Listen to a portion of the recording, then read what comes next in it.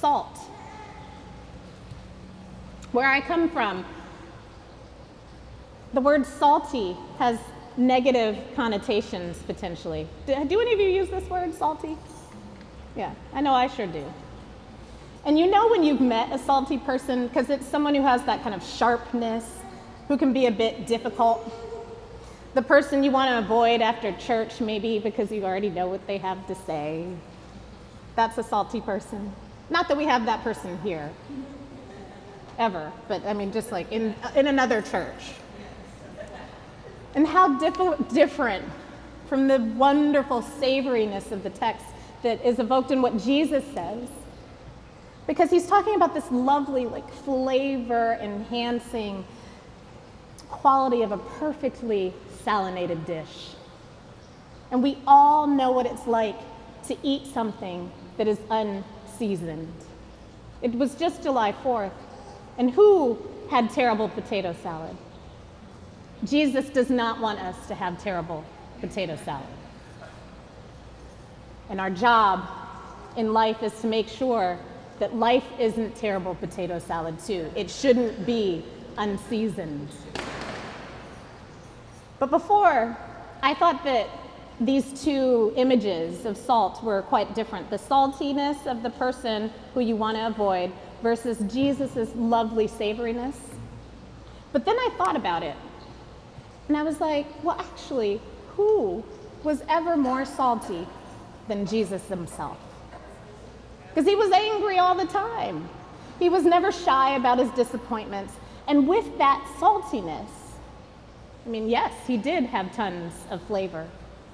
And for so much of my experience about learning about Jesus, I confused the cultural norms of the people around me, teaching me about his thoughts and his behaviors.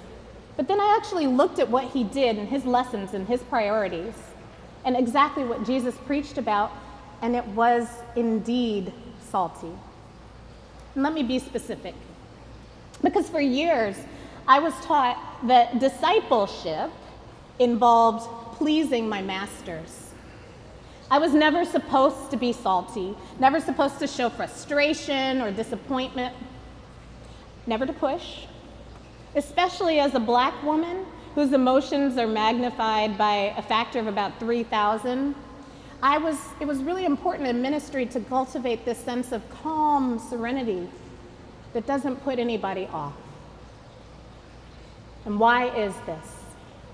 I imagine most of us are familiar with the stereotypes about loud, angry Black women, so we, as Black women, make adjustments to be accepted and effective, and we keep the peace.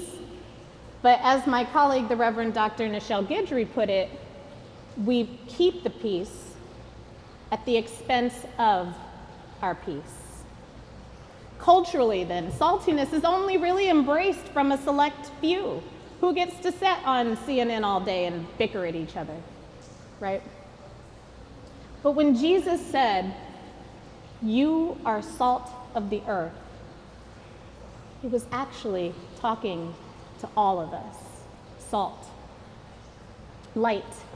I thought this was about being glossy. But gloss is to reflect someone else's light without it coming internally from ourselves, authentically. Let me give an example. I confess to having believed from time to time that the mark of satisfying God had to do with how many followers I personally had. If God were happy with my ministry, I would serve a certain kind of church of a certain kind of size, a phrase that I haven't found in the Bible yet, and a church with congregants who didn't complain, and bosses, because of course I wouldn't be the senior pastor. Women don't do that usually. Women are gloss in church most of the time. But the bosses whose brilliance I would highlight and compliment, but never outshine. And so many of us are taught to be gloss, to refract someone else's power while our light stays hidden. But that's not what Jesus is asking us to do. Because for us to produce the kind of light that Jesus is describing, we need some heat, some internal fuel that sets off a reaction that allows us to be seen, Shining our lights means, folks, that we're not invisible. And to be salt and to be light means that Jesus' intention is that we are to be seen and heard. Children, too, by the way. And any dynamic that seeks to silence us, any force that aims to erase us, is actually a force against God. You were born to be salt and light. You are salt. You are meant to enhance, to bring things out that might not be noticeable beforehand, which means that you have to be willing to go deep and listen hard and pay attention and to keep yourself from looking away. And you are light.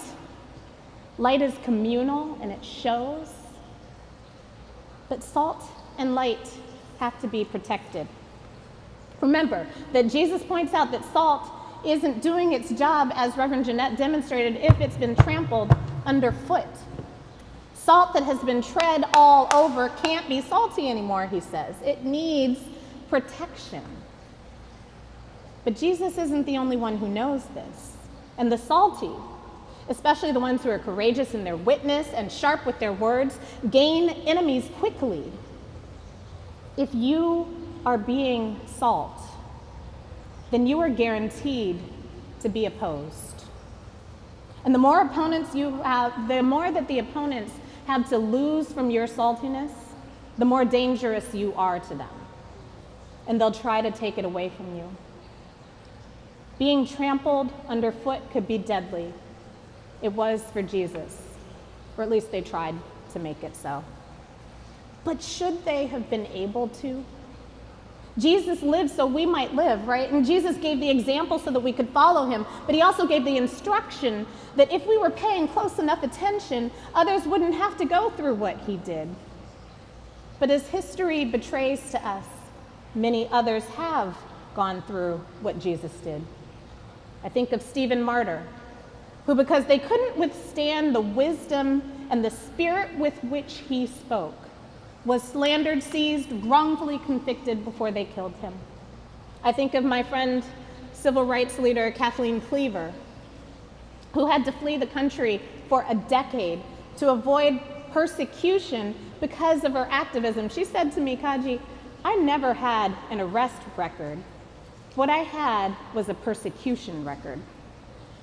And I, of course, think of people like Dr. King and the 40 other civil rights martyrs who were taken down for standing up. And there are so many others. And where was their protection? Here's the challenge. Cultural entrenchment here in the United States allows for us to turn away.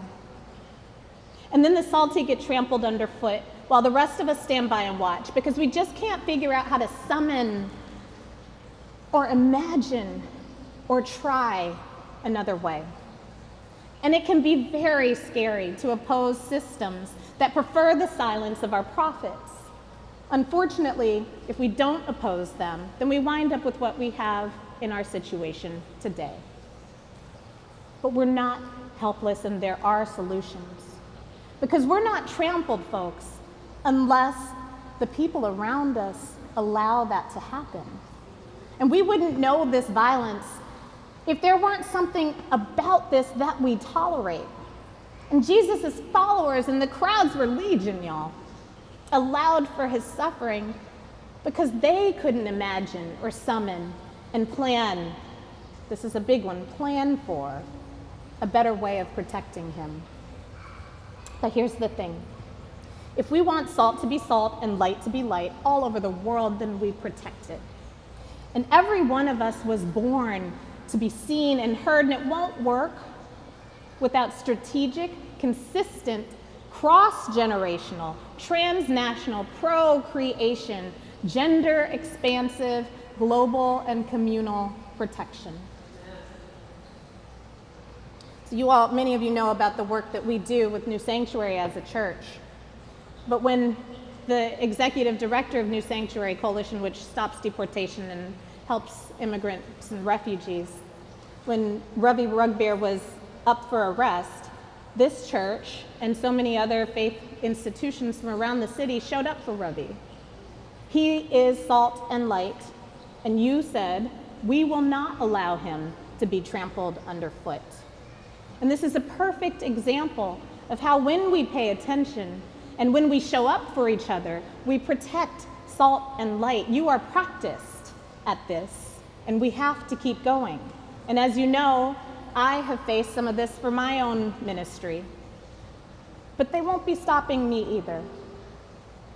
The world is counting on us to protect our lights. But I just ask, imagine what would have happened if Peter hadn't denied Jesus. Why were the women and the beloved disciple the only ones at the cross? Imagine if they had stood up for Jesus. He did not have to die alone. What if the streets were filled with all those followers who came to him for help back in the days?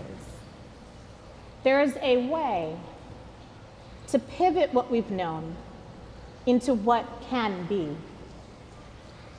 And as I close, I think about how Jesus talked about light under a bushel, right? He said, nobody should put a light under a bushel. Because what happens when you put a basket over a light? If you think foolishly that it might hide the light, yes, it would at first.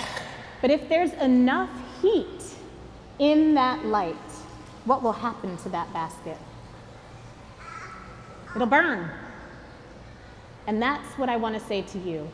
There are forces all over this world that want to be the basket hiding your light. Screw that. Burn instead. Amen.